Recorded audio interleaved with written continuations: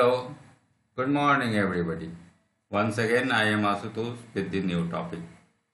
Class 12 का जो पहला चैप्टर हम लोग स्टार्ट किए हुए हैं उसमें आज अगला टॉपिक देखते हैं इलेक्ट्रिक फील्ड। ओके, तो मान लेते हैं दो चार्ज बॉडी है, एक Q1 और दूसरा Q2 और इनके बीच का सेपरेशन दिया हुआ है R।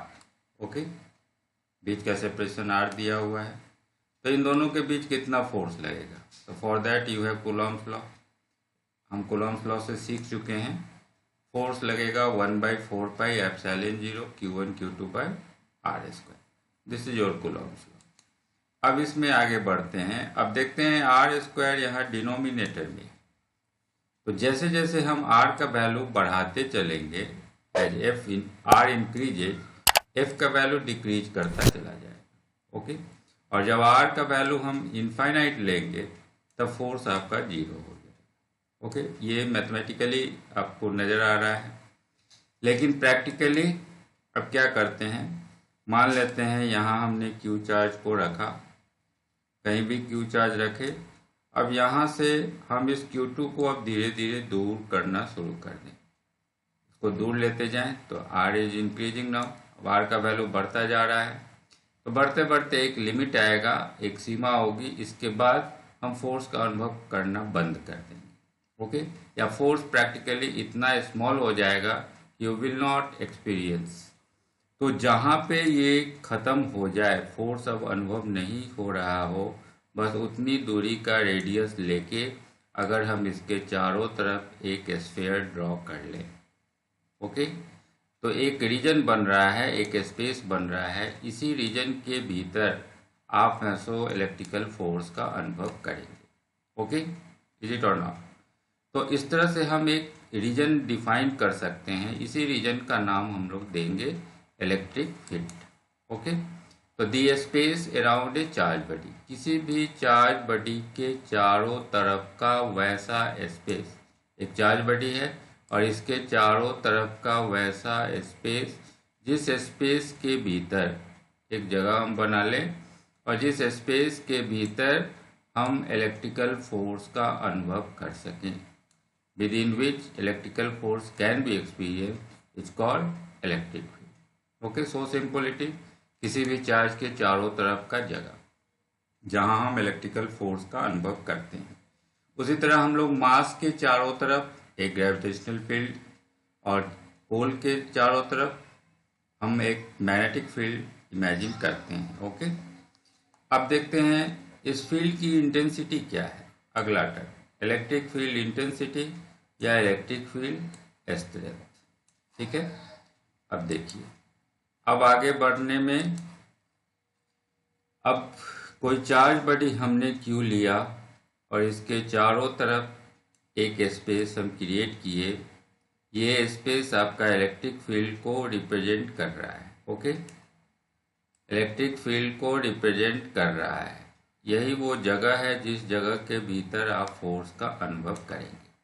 अब क्वेश्चन उठता है कि क्या अलग अलग पॉइंट पे हम एक ही फोर्स, मान लीजिए यहाँ डिफरेंट पॉइंट पे हम अगर कंसीडर करें, तो क्या हर जगह एक ही फोर्स लगेगा या अलग अलग फोर्स लगेगा, ये क्वेश्चन उठेगा। तो हम अलग अलग पॉइंट चुनते हैं। सपोज ए पॉइंट, एक पॉइंट चुने, फिर बी दूसरा पॉइंट चुने, फिर सी तीसरा पॉइंट चुने। अलग अलग पॉइंट पे कितना फोर्स लगेगा इसको चेक करने के लिए हम एक टेस्ट चार्ज बॉडी रखते हैं Q0। इसका पॉजिटिव इमेजिन करते हैं, ये कन्वेंशन है। टेस्ट के लिए हमेशा पॉजिटिव चार्ज लिया जाता है, क्योंकि आपके पास दो ऑप्शन है, दो तरह का चार्ज है, तो हम सारा ही डिफिनेशन पॉजिटिव चार्ज रख के डिफाइन करते हैं। ये कन्वेंशन है हम लोगों का। तो Q0 को हम पॉजिटिव टेस्ट चार्ज बॉडी बोले। ठीक है, अब Q0 को हम अलग अलग जगह पे रखें, A B C different points पे रख के देखें क्या फोर्स लगेगा। तो you will find that A point पे रखने पे फोर्स सबसे ज़्यादा होगा, B पे जाएंगे तो फोर्स और कम हो जाएगा, C पे जाएंगे तो और कम हो जाएगा। क्यों? क्योंकि फॉर्मूला में R² नीचे आ रहा है डिनोमिनेटर में, and you know as R increases F decreases. इसका मतलब ए पॉइंट पे फोर्स ज़्यादा लग रहा है, बी पॉइंट पे उससे कम, सी पॉइंट पे सबसे कम। Okay, it means what? It means that space तो हम बना लिए, लेकिन इस स्पेस में अलग अलग पॉइंट पे अलग अलग फोर्स लगता है। मतलब अलग अलग पॉइंट की इंटेंसिटी अलग अलग है, उसका स्ट्रेंथ अलग अलग है। ओके, तो किसी खास पॉइंट का क्या स्ट्रेंथ है, वहाँ पे अगर फोर्स ज़्यादा लग रहा है तो हम कहेंगे कि उस पॉइंट का इंटेंसिटी, उस पॉइंट पे इंटेंसिटी अधिक है, या उस पॉइंट का स्ट्रेंथ अधिक है। ओके, तो how you will define field intensity? अब इसके लिए हम क्या करेंगे, तो जिस पॉइंट पे इंटेंसिटी निकालनी है उस पॉइंट पे, सपोज ए पॉइंट पे हमें निकालना है, तो ए पॉइंट पे हमने एक टेस्ट चार्ज बटी रखा Q0, और इस पे किधर फोर्स लग रहा है, तो ये पॉजिटिव, तो रिपल्सन होगा, इस दिशा में फोर्स लगेगा, और इस पे कितना फोर्स लगा, मान लेते हैं कि F फोर्स लगा। ओके, तो Q0 चार्ज पे F फोर्स लग रहा है, तो यूनिट पॉजिटिव चार्ज पे कितना फोर्स लगेगा, F बाई Q0। ठीक है, Q पे F, तो 1 पे क्या है, F बाई Q0। अब यही F बाई Q0 जो हुआ, यही उस पॉइंट की इंटेंसिटी हो गई, और इसे हम लोग E लेटर से रिप्रेजेंट करेंगे। तो now E will be equal to F by Q0। इसमें 1 बाई Q0 को हम बाहर कर लें, it is a scalar quantity, and F force is a vector quantity. Okay, so now you can define electric field intensity. It is what? So it is force acting on unit positive charge. ये हो गया unit positive charge पे लगने वाला force. Means field intensity is nothing, it is simply A type of force, but the force is acting on unit positive charge. Okay, तो हम define कर सकते हैं the force acting on unit positive charge. Okay, placed at any point in an electric field. Electric field में जिस point पे निकालना है उस पॉइंट पे उसको प्लेस कर दीजिए, तो उस पॉइंट की हमको इंटेंसिटी या स्ट्रेंथ उस खास पॉइंट का निकल जाएगा जहां पे आपने उसे प्लेस किया है। ओके, तो now this is your electric field intensity.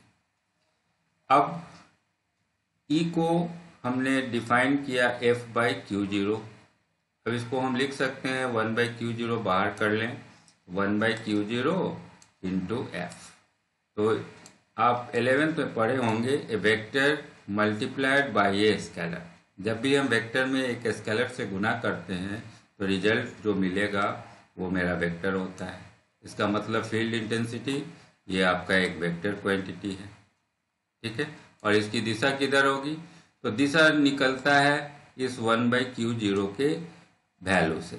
अगर ये पॉजिटिव है तो जो F की दिशा होगी वही E की दिशा होगी, और अगर ये निगेटिव है तो जो F की दिशा है उसके ठीक अपोजिट डायरेक्शन में E की दिशा होगी।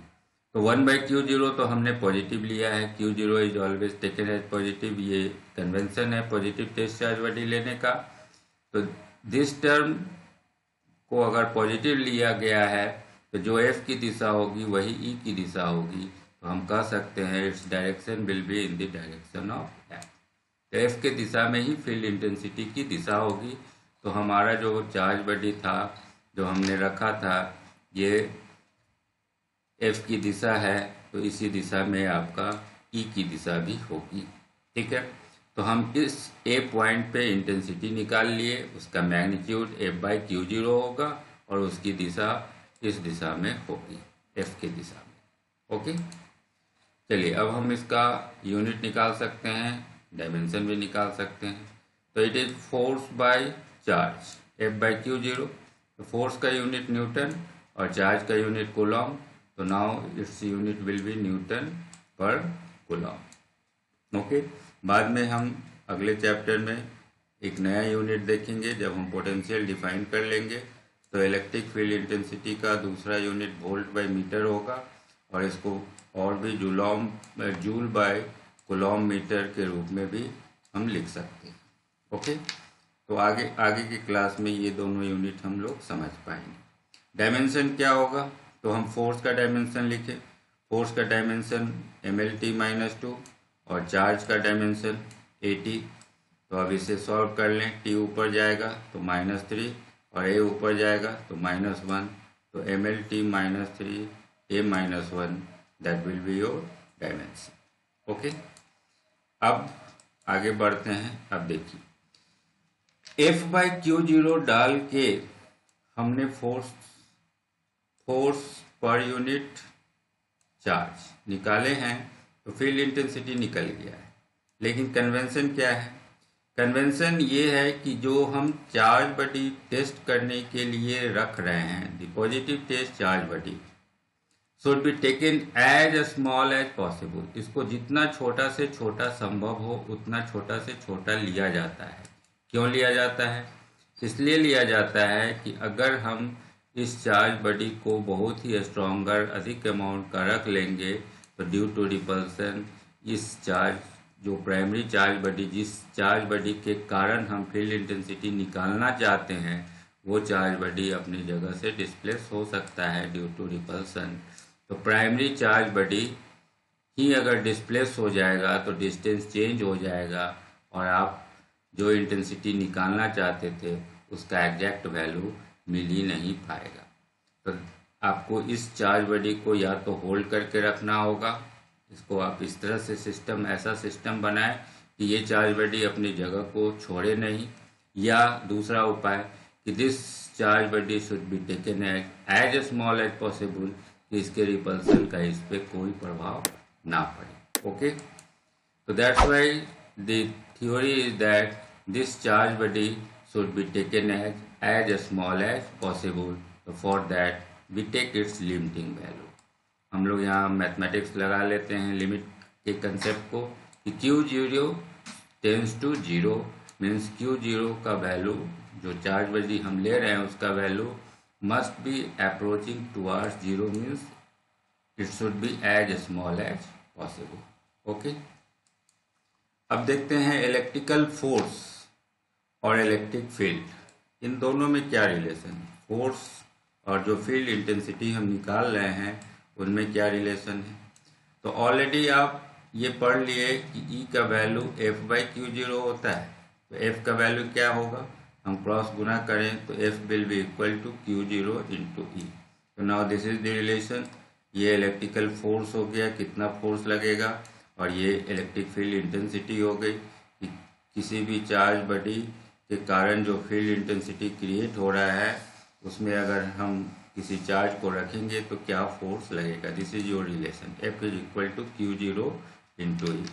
यहाँ से ये भी स्पष्ट है कि अब E की दिशा डिपेंड करेगी Q0 कैसा है। Q0 अगर पॉजिटिव लेंगे तो जिधर E होगा उधर ही F हो जाएगा आपका, और Q0 अगर निगेटिव लेंगे तो E की दिशा के अपोजिट F हो जाएगा। तो अब देख लेते हैं, यहाँ मान लेते हैं E का डायरेक्शन इस दिशा में है। ओके, और हम एक पॉजिटिव चार्ज बॉडी रख रहे हैं तो इस पे फोर्स किस दिशा में लगेगा, तो फोर्स की दिशा वही होगी, चूँकि ये पॉजिटिव है तो फोर्स की दिशा वही होगी जो E की दिशा है। E की दिशा इधर है तो फोर्स भी इधर लगेगा। ओके, फोर्स का डायरेक्शन भी इधर होगा। और अगर हम Q0 को निगेटिव ले लें तो E के डायरेक्शन के अपोजिट दिशा में फोर्स लगेगा। E की दिशा इधर है तो F की दिशा ठीक इसके अपोजिट हो जाएगा। Now this is your direction of the force. तो this is your relation F is equal to Q0 into E।